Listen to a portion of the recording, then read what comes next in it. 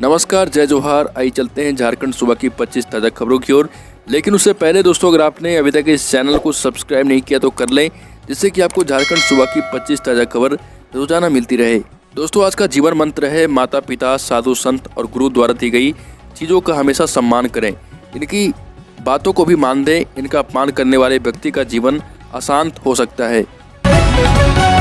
सबसे पहली और बड़ी खबर, 1 करोड़ के इनामी नक्सली प्रशांत बोस समेत 6 को भेजा गया जेल। 1 करोड़ के इनामी प्रशांत बोस समेत 6 को मेडिकल जांच के बाद सरायकेला कोर्ट में पेश किया गया, जहां से न्यायिक अभिरक्षा में जेल भेज दिया गया। पुलिस अब सबों को रिमांड पर लेने की तैयारी कर रही है ताकि महत्वपूर्ण खुलासे हो सकें। आपको बता दें कि पुलिस की घेराबंदी में आए 1 करोड़ के इनामी प्रशांत बोस समेत 6 को मेडिकल जाँच के बाद शिफ्ट किया गया है और इसमें प्रशांत बोस की पत्नी भी शामिल है। पीएम मोदी जिले के 2 एकलव्य स्कूलों का आज करेंगे शिलान्यास। गुमला जिले में बिरसा मुंडा जयंती और झारखंड राज्य स्थापना दिवस पर गुमला जिले के भरनो और सिसई प्रखंड में एकलव्य विद्यालयों का प्रधानमंत्री नरेंद्र मोदी द्वारा वर्चुअल माध्यम से शिलान्यास किया जाएगा। जनजातीय कार्य मंत्रालय, राष्ट्रीय आदिवासी छात्र शिक्षा समिति, भारत सरकार के निर्देशानुसार जिले के भरनो प्रखंड अंतर्गत सुकरहट्टू और सिसई प्रखंड के कुलकप्पी गांव में एकलव्य मॉडल आवासीय विद्यालय भवन निर्माण का प्रधानमंत्री के द्वारा वर्चुअल माध्यम से शिलान्यास किया जाएगा। शिलान्यास कार्यक्रम का समय पूर्वाह्न 11 बजे निर्धारित है। अगली बड़ी खबर, पलामू जिले से बेखौफ अपराधियों की बड़ी करतूत। बीजेपी नेता का रेता गला। ड्राइविंग सीट के बगल में मिला 100 कारोबारियों ने बंद किया बाजार। पलामू जिले के हरिहरगंज सिटी में भाजपा युवा मोर्चा के जिला कोषाध्यक्ष सह चित्रांश ITI के निदेशक सुमित कुमार श्रीवास्तव की रविवार को तड़के गला रेतकर हत्या कर दी गई। हरिहरगंज के प्रमुख कारोबारी व पेशे से वकील विजय कुमार सिन्हा के बड़े पुत्र सुमित कुमार श्रीवास्तव का शव उनकी कार की ड्राइविंग सीट की बगल वाली सीट से बरामद किया गया है। कार घर से करीब 2 किलोमीटर दूर हरिहरगंज सामुदायिक स्वास्थ्य केंद्र के पास NH 139 से बरामद की गई। अगली खबर, धनबाद से तीर्थयात्रियों के लिए स्पेशल ट्रेन देश के सभी ज्योतिर्लिंगों का कराएगी दर्शन।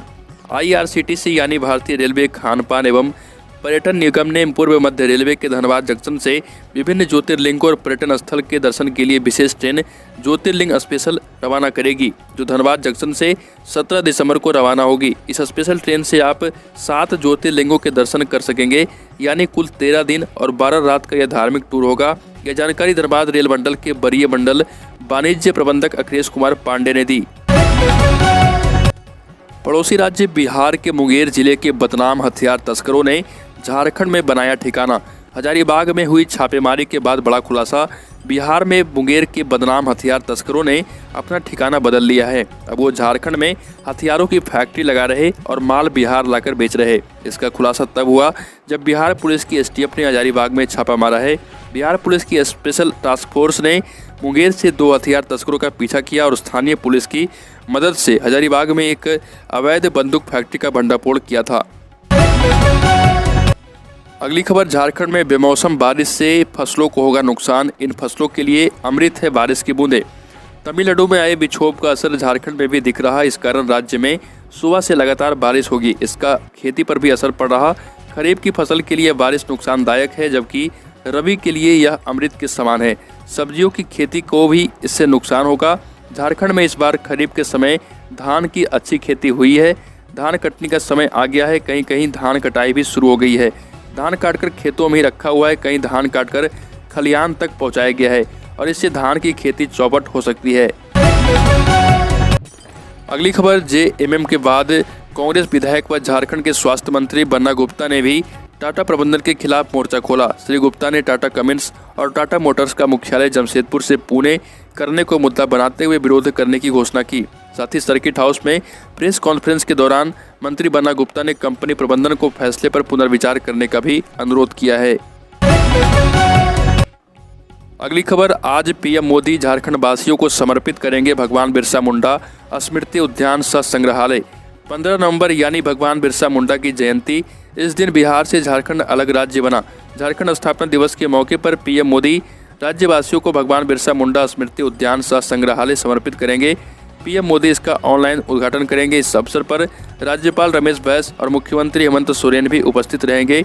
इस मौके पर केंद्र सरकार की ओर से 1 पखवाड़े तक कई कार्यक्रम आयोजित होगा। वहीं हर साल जनजातीय गौरव दिवस भी मनाया जाएगा। इसके अलावा उद्यान परिसर में भगवान बिरसा मुंडा की 25 फीट ऊंची प्रतिमा का अनावरण भी प्रधानमंत्री मोदी के द्वारा किया जाएगा।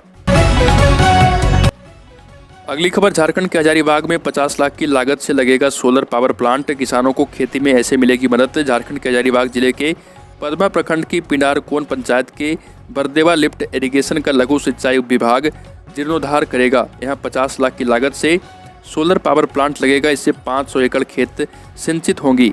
बिजली बिल के भुगतान में किसान को राहत मिलेगी। 200 किसान लाभान्वित होंगे। हजारीबाग लघु सिंचाई विभाग ने योजना तैयार की है। 6 महीने के भीतर JREDA company solar power plant का निर्माण कार्य पूरा करेगी। यह प्रोजेक्ट झारखंड में मॉडल बनेगा। अगली खबर, झारखंड के श्रवण कुमार ने 111 वर्षीय दादी को बहंगी पर लेकर माता कालेश्वरी देवी का कराया दर्शन। श्रवण कुमार की कहानी तो आपने सुनी होगी। झारखंड के युवकों ने भी श्रवण कुमार की तरह बहंगी पर अपनी दादी को लेकर तीर्थस्थल घुमाया। झारखंड के हजारीबाग के बड़का गांव में पोतों ने अपनी 111 वर्षीय दादी को कंधे पर लेकर 1800 फीट ऊंचे पहाड़ पर चढ़कर माता का दर्शन कराया। युवकों ने कहा कि उनकी दादी ने चतरा की कालेश्वरी देवी का दर्शन करने की इच्छा जताई थी। इसके बाद उन लोगों ने उन्हें बहंगी पर लेकर तीर्थ स्थल पर घुमाने का निर्णय लिया है। अगली खबर, झारखंड के 65,000 शिक्षकों को सरकार देगी बड़ी सौगात। बिहार की तर्ज पर झारखंड सरकार पारा शिक्षकों की सेवा शर्त नियमावली लागू करने की तैयारी कर रही। हेमंत सरकार के 2 वर्ष पूरा होने पर 29 दिसंबर को पारा शिक्षकों के अस्थायीकरण व वेतनमान देने की घोषणा की जाएगी। इससे राज्य के प्राथमिक और मध्य विद्यालयों में कार्यरत लगभग 65,000 पारा शिक्षकों के दिन जल्द बहुरेंगे। और राज्य सरकार हेमंत सोरेन 29 दिसंबर को 2 वर्ष पूरा करेगी और इसी दिन राज्य के 65,000 पारा शिक्षकों को सरकार एक बड़ी सौगात देगी। अगली खबर, उत्तर प्रदेश के सुल्तानपुर में पूर्वांचल एक्सप्रेसवे की एयर स्ट्रिप पर दोपहर बाद C-130 हरक्यूलिस विमान उतरा। विमान की तेज गर्जना ने आसपास बसे गांव के लोगों का ध्यान अपनी ओर खींचा। इन दिनों ट्रायल की वजह से फाइटर प्लेन लोगों के बीच हैरानी का विषय बना हुआ है।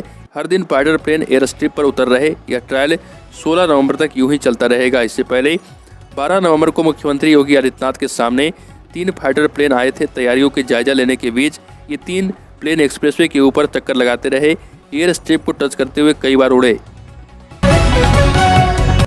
तो दोस्तों, झारखंड सुबह की ताज़ा खबरों में अभी के लिए इतना ही। अगर आपने अभी तक इस चैनल को सब्सक्राइब नहीं किया तो कर ले, जिससे कि आपको झारखंड सुबह की 25 ताज़ा खबर रोजाना मिलती रहे।